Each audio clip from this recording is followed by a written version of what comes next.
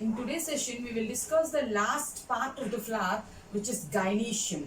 Gynoecium represents the last member, innermost whorl of a flower. That we will discuss in today's class. Let's go. It is gynoecium. So, andra means male, gyna means female. So, what is gynoecium? It is the innermost whorl of a bisexual flower. We tell a typical bisexual flower will have 4 rings: calyx, corolla, androecium, gynoecium. We are with the last member, last ring. What is that called? Gynoecium means it is the innermost whorl of a bisexual flower. So let us write down what is it. It is the innermost whorl in a bisexual flower. It is the innermost whorl in a bisexual flower. And what is gynoecium? Gynoecium is a female reproductive part of the plant flower. So gynoecium, what is it? Is the female reproductive organ. It is the female reproductive organ of the flower. So gynoecium is the female reproductive organ of the flower. And what is gynoecium composed of? Gynoecium is composed of carpels, which is also called pistil, which is also called megasporophyll. Right? So gynoecium is composed of, what is it composed of? It is composed of, androecium is composed of stamens. In the same manner, gynoecium is composed of carpels. Carpel is also called pistil, or we can call it as a megasporophyll. It is composed of carpel. Carpel is also called pistil. Pistil is also called megasporophyll. All the appendages which are present on the flower are leaves only. So phylla means leaf. So gynoecium makes the female spore. So sporo, female gamete or the female spore is big in size. So mega. So gynoecium, or which represents carpel or pistil, is megasporophyll. So gynoecium represents megasporophyll. Now, if you go with a carpel or a pistil, what are the 3 parts of a carpel or pistil? If we see the picture, when we draw the common shape, this is the flat one, which is called stigma. So here we go. What is this? This is the first part of the carpel, which is called stigma. This is the second portion, which is called style. And the basal bottom swelled portion is called ovary, which sits on the thalamus. This sits on the thalamus. So, what are the 3 parts of the carpel? Stigma, style and ovary. Here is ovary. So, let us see that there are 3 parts in a carpel or pistil: stigma, style and ovary. Now, what is stigma? It is at the tip of the style. What it will receive? It will receive pollen grains during pollination. So, it is a receptive area which receives pollen grains at the time of pollination. So, let us write down what is stigma. The first one is stigma. The first part of carpel is stigma. What is stigma? I am telling stigma is at the tip of the style and is a receptive surface for pollen grains. So, it is at the tip of the style and acts as a receptive surface. It acts as a receptive surface for what? What is it receiving? It's receiving pollen grains by pollination. For pollen grains. It acts as a receptive surface for pollen grains. How many types of stigmas are there? There are variations in their sizes and shapes of stigmas. Here I showed you, if the stigma is like this is called bifid stigma. Sometimes the stigma will have 5. Then that is called pentafid stigma. If it is having 5 parts like this, then this is called pentaphyll stigma. Bifid stigma is a common type of stigma. Pentaphyll stigma, you can find it in hibiscus, China rose. And in Brassicaceae, Fabaceae, the stigma will be like this. So this is called captate stigma. If the stigma is knob-like, so what is this called? It's called captate stigma. Okay, and in grasses and all, the stigma will be feathery. So this is called plumostigma. What is plumostigma? Where do you find it? We find it in grasses. We find it in coconut, anemophily, wind pollination. So to trap the wind-borne pollen grains, the stigma is feathery. So feathery stigma is called plumostigma. So where do you find the plumostigma? In grasses. So this type of stigma is also there. So captate stigma is there, biphyll stigma is there, pentaphyll stigma is there, and sometimes hooded stigma is there.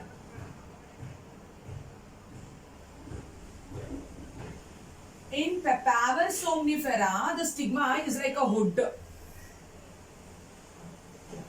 Now this is the stigma. So how is the stigma? The stigma is like a hood. So this is called hooded stigma. Where do you find hooded stigma? In Papaver somnifera, poppy plant. We find hooded stigma also, and we find flat disc-like stigma also. So when the bird or insect should bring the pollen grains, it needs a bigger surface. So this is flat stigma. So children, all these are the different shapes of the stigma. It can be biphyll, this is a common type. Biphyll in most of the plants, it's biphyll only. It can be pentaphyll also in hibiscus. It can be cap-like, captate. Your captate example, Fabaceae we can go, and Brassicaceae we can go. I'll write pea plant here. Then next one, it is feathery. It's called plumostigma in grasses and coconuts. It can be hooded stigma in the case of Papaver somnifera poppy plant. It can be flat stigma if it is pollinated by big agents, right? So these are the shapes of the stigma. And what stigma will do? Stigma will receive the pollen grains. It helps to decide whether the pollen grain should go inside or not. Okay. So pollen pistil interactions in second year we will discuss. Hope you understood about the first part of the carpel, which is stigma. Now let's move on to the second portion, which is called as style. Let's talk about style and ovary also. What did we write here? Gynoecium. It is the innermost member of the bisexual flower. The individual member of gynoecium is called carpel. It is also called pistil. In other words, you can also call it a megasporophyll. It is a female reproductive organ of the flower, and it has three parts: stigma, style, and ovary. This is the stigma, types of the stigma. Now let's go to the second one, style, children.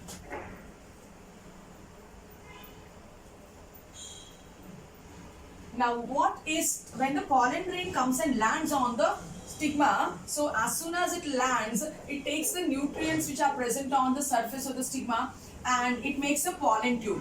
Through the pollen tube, the male gametes will find their path and they'll get inside. So what is the function of the style then?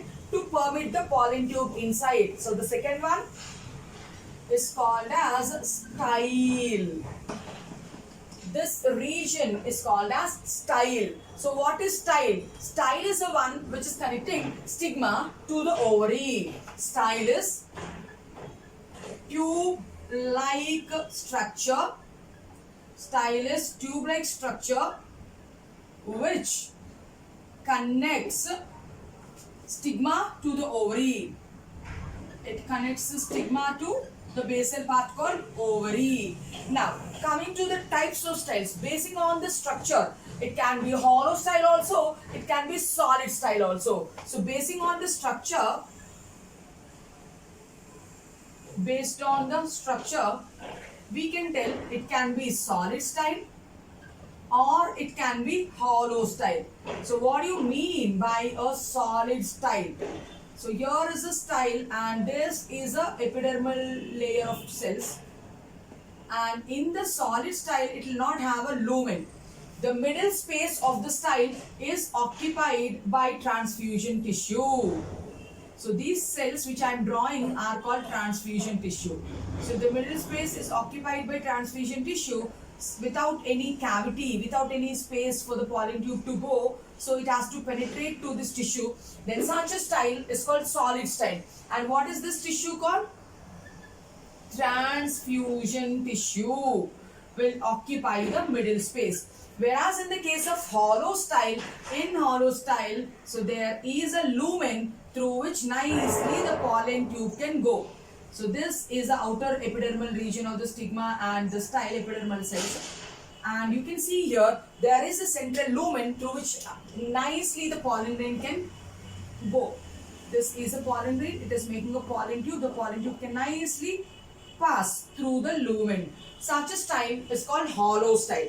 Now, this is based on the structure. Based on from where are the styles arising, again there are three types. Terminal style is there, lateral style is there, and the third one is gynobasic style. That also we will see. So, based on origin, it is of three types. What is that? First one is terminal style, and second one is lateral style, and the third one is gynobasic style. So what do you mean by terminal style? What I draw here is terminal style. At the tip, at the apex of the ovary, the style is there. That's called terminal style. So it's a basic type of style then. In terminal style, this is the style which is present at the apex of the ovary. This is a common type of style found in Datura. You can go. Now, next one is lateral style. In lateral style, so it will be like this. The ovary will be like this.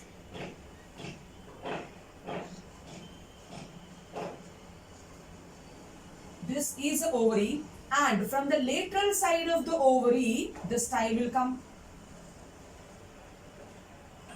From the lateral side of the ovary, if the style comes, that is called lateral style. Example for lateral style is mango.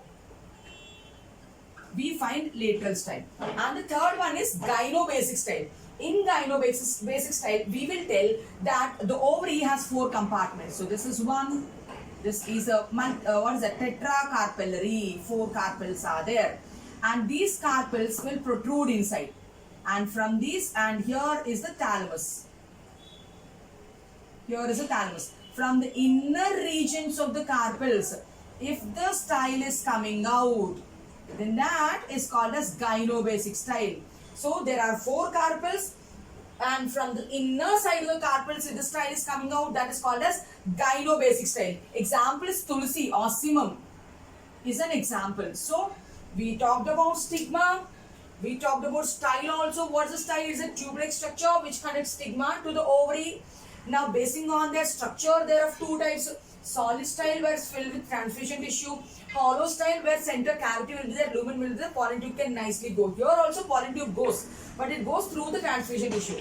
Based on the origin, it is terminal from the tip, it is lateral from the lateral side, it is gynobasic from the center of the gynoecium it is coming, that is gynobasic. Datura is a common type.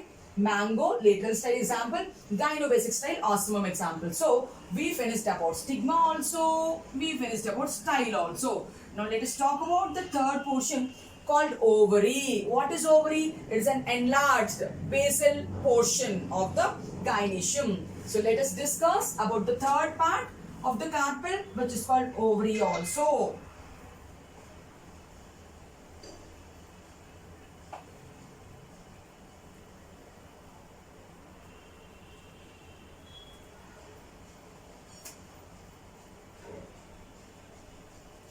So, let's go. The third part is called ovary.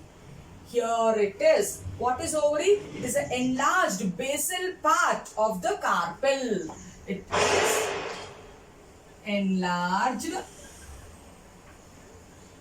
basal part of the carpel, which encloses, what is there inside? It encloses ovules. It encloses ovules. Okay. So, ovary is present only in angiosperms. Okay. So, ovary is a characteristic feature of, it is a characteristic feature of angiosperms only, because in gymnosperms ovules will be there, but the ovules are naked, they are not wrapped by ovary. In angiosperms only ovary will be there. Okay. So now each ovary, what does it has inside? It can have 1 to many ovules. Okay. So each ovary can have 1 to many ovules. Each ovary can have 1 to many ovules. Okay. Now the sterile pistil means a carpel or pistil which is not able to make female gametes. It is called sterile female flower. Sterile female flower is called pistil load. Okay, let's write that also. So what do you mean by a sterile female flower? Sterile female flower means it is not able to produce the female gametophyte. It's not able to produce the egg. It is sterile. Sterile female flower, what is it called? It's called pistillode. Sterile male flower which is unable to produce fertile pollen grains is called staminode. Sterile female flower which is unable to produce fertile female gametophyte or the egg is called pistillode. Sterile female flower is called pistillode. And the example for pistillode flowers are the gall flowers. Gall flowers in ficus plant. So this is an example for pistillode flowers. Now, how many carpels are there in an ovary? Depending on that, we can go monocarpellary, bicarpellary, tricarpellary. Now let's talk about the number of carpels. The number of carpels, right? So carpel is a functional unit of gynoecium. If one carpel is there, what is it called? If 2 carpels are there, then 3 carpels are there, 5 carpels are there, then next many carpels are there. So like this we have conditions. So one carpel is called monocarpellary. One carpel is monocarpellary. Example is Fabaceae, Dolichos, bean, pea. All these are the examples. In Dolichos, we find only one carpel will develop into one fruit. See here, there's only one carpel. One carpel condition is called monocarpellary. Dolichos and bean is an example. Bicarpellary means 2 carpels will be there. That goes with Solanaceae. In Solanaceae, this is a gynoecium. In the gynoecium, obliquely located septa will be there. This is oblique located septa, the swollen placenta. This is one carpel and this is the second carpel. So bicarpellary condition, what is 2 carpels called? It's called bicarpellary condition. Where do we find bicarpellary condition? In Solanaceae members. Monocarpellary in Fabaceae members. Bicarpellary in Solanaceae members. Tricarpellary condition, if you see, tricarpellary condition in Liliaceae, it will be there. So 3 carpels means it is tricarpellary condition. Tricarpellary in Liliaceae. So in Liliaceae, there are 3 carpels. 1 carpel. Second carpel, children. Third carpel. So this is first carpel, second carpel, third carpel. Tricarpel is syncarpus, fused. So where do you find it? Liliaceae we find it. Now pentacarpellary means 5 carpels are there. So it is pentacarpellary. 5 carpels are there. Pentacarpellary, where do we find? Pentacarpellary we find in hibiscus, China rose. Hibiscus comes under Malvaceae. Now if we have to see pentacarpellary, so 1 carpel, second carpel, third carpel, fourth carpel, fifth carpel. So 5 carpels are there. So this is first carpel, second carpel, third carpel, fourth carpel, fifth carpel. Pentacarpellary, hibiscus, Malvaceae is an example. Many carpels, multicarpellary then. So examples for multicarpellary, so many other. Michaelia, Magnolia, Nilambo, Rose. All these are examples of citrus. Examples of multicarpellary. Let us write down. Michaelia is one example. Magnolia is another example. Rose is another example. Lotus. Nilambo is another example. Citrus is other examples. All these are examples of multicarpellary. So how many number of carpels? On that basis we have divided 1 carpel. Monocarpellary. Fabaceae members are the example. This is a picture. You can see only one carpel is there. Two carpels are there. Bicarpellary. Solanaceae is an example. Two carpels are there and syncarpus. I showed the two carpels. Tricarpellary children, three carpels will be there. So 1, 2, 3. Where do you find it? In Liliaceae members, in most of the monocots. Now 5 carpellary, pentacarpellary condition. So 1, 2, 3, 4, 5 carpels are there. In hibiscus, hibiscus belongs to family called Malvaceae. Multicarpellary, many carpels are there. So many carpels means, so we need to draw many inside the circle. So here is one, second one, third one, fourth one, fifth one, sixth one. So how many are possible? Those many you draw. Because multicarpellary means many. So 1, 2, 3, 4, 5, 6, 7, 8, 9, 10. 10 I could accommodate.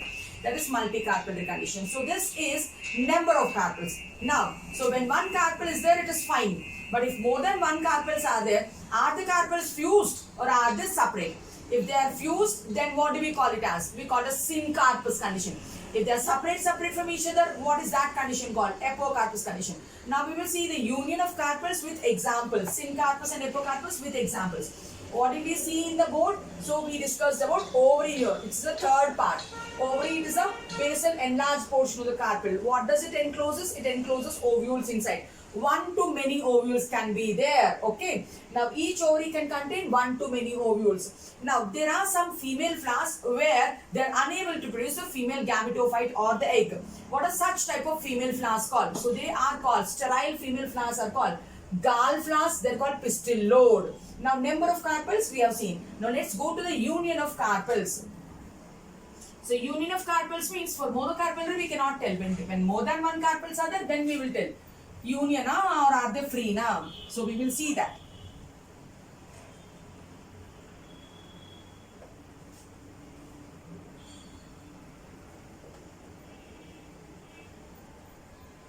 Let's go and talk about union of carpels.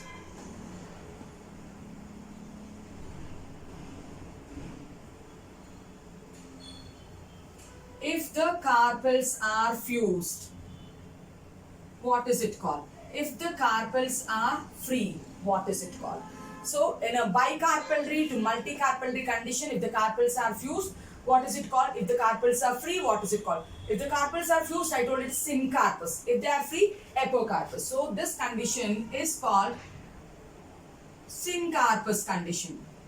And this condition is called apocarpus condition. Now, syncarpus means many carpels are there and they are fused. Let me show you some examples.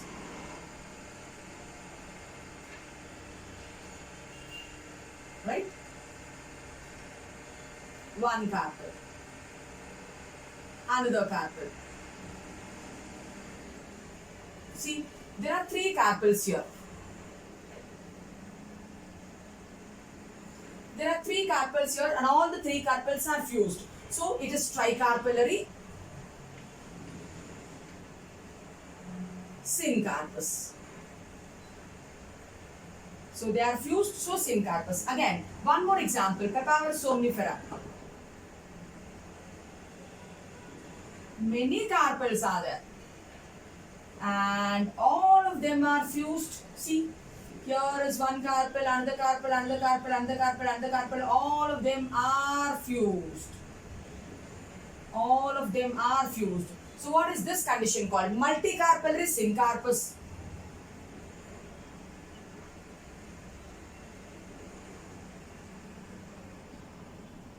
So what are the examples for syncarpus condition? We can take the examples of tomato, orange, citrus. All these are the examples of syncarpus. So tomato is an example. Citrus is an example. Orange, lime, all these are the examples. Papaver is an example.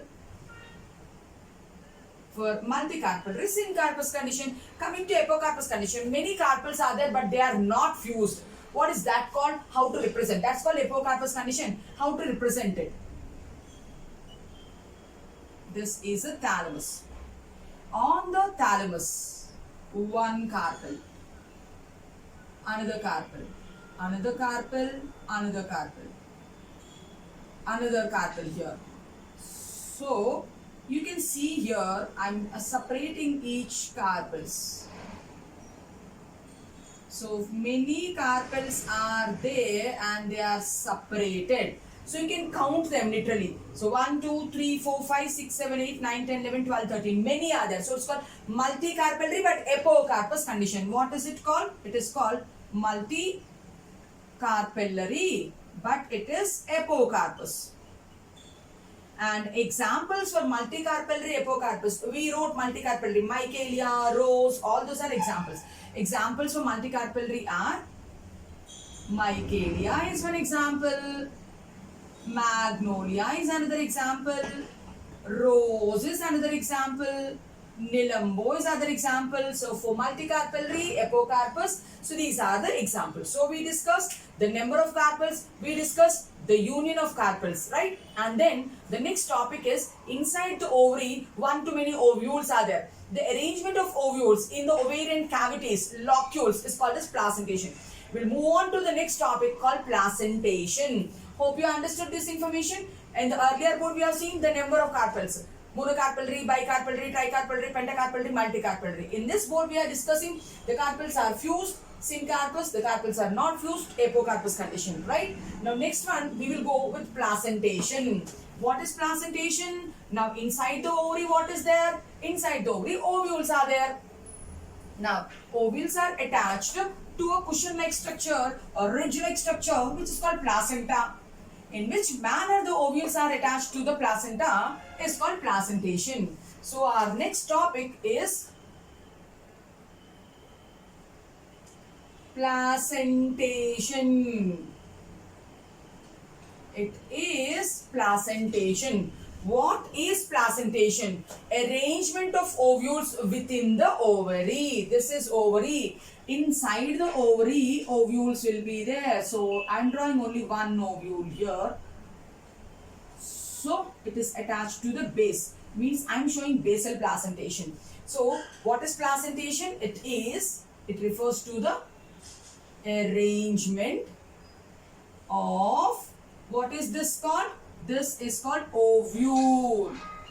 Arrangement of ovules within the ovary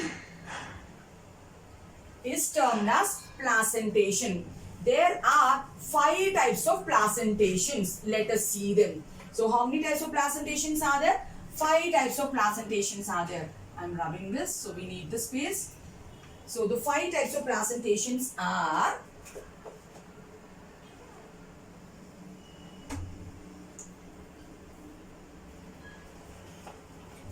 the first type of placentation is marginal placentation. The second one is axial placentation. The third one is parietal placentation. And the fourth one is free central placentation. The last one will be basal placentation. So children, how many types are there? 5 types of placentations are there. One is marginal, axial, parietal, free central, basal placentation. We'll go one by one. Marginal placentation, so we have to see the example of a fruit called legume.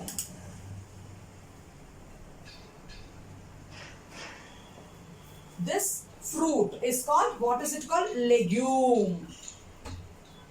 Or it is also called pod, right? It's a characteristic feature of Fabaceae leguminaceae.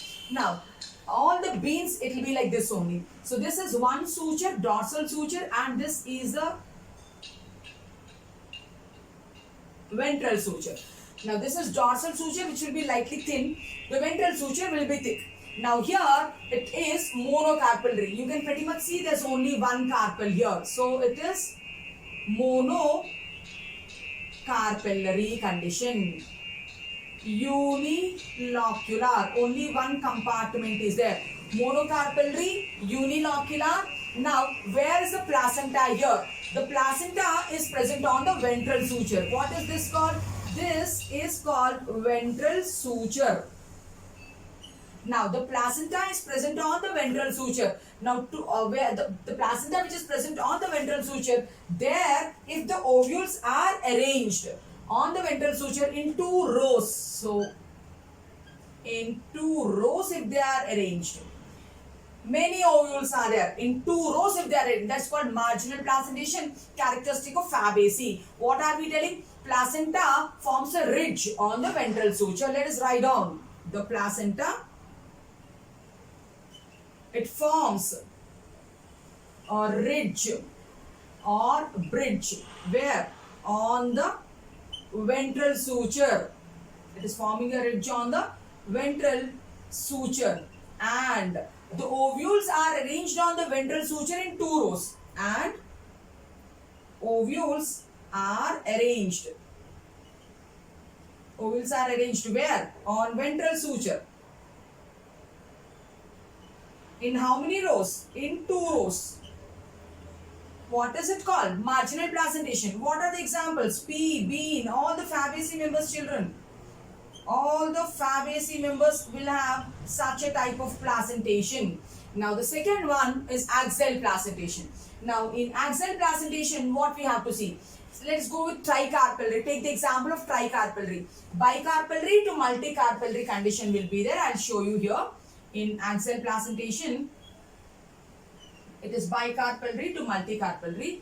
So if we are thinking it is tricarpellary, so the 3 carpels are fused. The 3 carpels are fused. The point where they fused, this point, they made the placenta.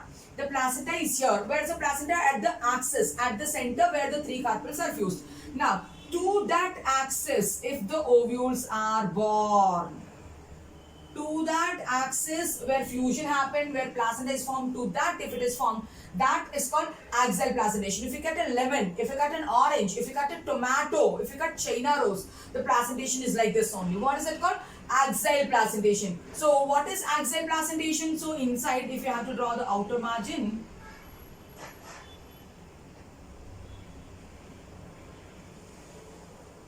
so what we have to tell? It is seen in bicarpellary to multicarpellary ovary. I am writing here. It is seen in bicarpellary to multicarpellary syncarpous ovary. It is they fusing syncarpous ovary. Right. So bicarpellary to multicarpellary syncarpous ovary. Now the ventral suture is at the central axis. The ventral suture is at central axis, and ovules are born on central axis, right? They are born on central axis. What is that called? Axial placentation. Examples for axial placentation, I told you. Tomato you can take, China rose you can take, lemon you can take. So tomato, lemon, hibiscus, China rose are examples of axial placentation. Now coming to parietal placentation. If we have to look at parietal placentation, the picture is like this.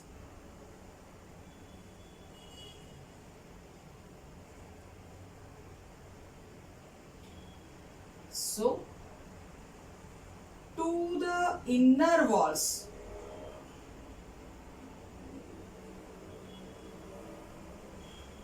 right? This is the inner wall. Means I know I need to show the outer wall also. This is a outer wall. Now, where are the ovules attached in parietal placentation? Ovules develop on the inner walls of the ovary, right? It is on the inner wall. So, ovules, they develop on the inner walls of the ovary. Then that is called parietal placentation. Examples of parietal placentation are mustard and argemone. So what are the examples? Mustard is one, argemone is the other one. Now coming to free central placentation. In free central placentation, we need to draw the outer one, and at the center, no septa. At the center, septa will not be there, and nicely the ovules are present at the center. So in free central placentation, the ovules are born. They are lying in the free central axis with, and septa are absent. Right? This is free central placentation. So the ovules are present at center. Right? And septa are absent. There are no partitions. The septa are absent. Then what is it called? This is called free central placentation. What is it called? It is called free central placentation. The examples of free central placentation: dianthus and primrose. Dianthus and primrose. This question has been asked in the NEET previous exam question papers. So parietal placentation, what are the examples? Dianthus and primrose are the examples. Last one is basal placentation. In basal placentation, if we have to see, this is the ovary, and inside that ovule, it has only one ovule, and the ovule is attached to the base. See, this is the ovule. Where is the ovule attached? The ovule is attached to the base. So, and then again in basal placentation, one ovary contains one ovules only. Ovule develops at the base of the ovary. What should I write here? The ovule, not ovules. It is one. Where does it develop? It develops at the base of the ovary. If the ovule develops at the base of the ovary, children, then that is basal placentation. Marigold and sunflower are examples of basal placentation. What are the examples? Marigold means tegitus means marigold, and sunflower. Sunflower means helianthus, children. Scientific name I am just writing. So marigold and sunflower are examples of basal placentation. So I think we covered everything related to gynoecium. We saw the individual member of gynoecium is called carpel or pistil. And what are the parts of carpel? Stigma, style, ovary. Function of stigma, it receives the pollinants. Function of style, it allows the pollen tube to go. Ovary contains ovules, right? And how many carpels are there? 1, 2, 3, 5, many carpels. Carpels are fused, syncarpels. Carpels are not fused, apocarpels. Now inside the ovary, ovules are there. Where are they present? On the placenta. How many types of placentations are there? 5 types of placentations are there. The first one is marginal placentation. Second one is axial placentation. Third one is parietal placentation. Fourth one is free central placentation. Fifth one is basal placentation. On the margin, on the ventral suture, if they are present, it is marginal placentation. The placenta is at the central axis, axial placentation. The placenta is on the inner walls of the ovary, parietal placentation. The ovules are centrally free without septa, free central placentation. One ovule at the base of the ovary, basal placentation. Basal placentation is a characteristic of wind pollinated flowers. Anemophily. So basal placentation is a characteristic of anemophily.